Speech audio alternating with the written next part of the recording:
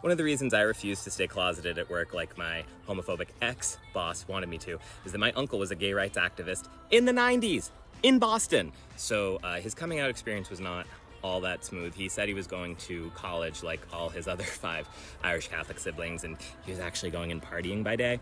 So the college called my parents and they were like, yo, he's not coming to class, and that's when he had to come out. He was told by extended family. Men of that persuasion went to the priesthood in my day, so that was tough. But his siblings were all very loving and flocked around him. And then how he became an activist was he lived in Boston. He went to pride parades. There was very similar language actually in the 90s as now. People saying like, you know, clock it sis, and also like don't, drag is not consent. They didn't use those exact terms, but the point was drag queens are there to perform and don't touch them wrong. And finally, he started a radio program in Boston called 1 in 10, which was about queer issues of the day.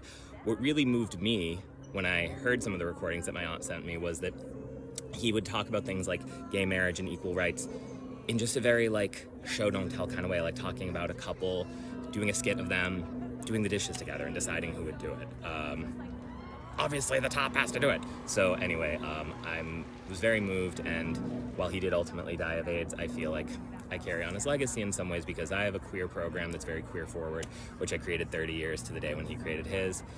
He was supposed to open for Lea Delaria on tour, Gays and Lesbians Unite, and that ultimately didn't happen, but I hope wherever he is, he's looking on me proud for how super gay my TV series is. I think of him a lot.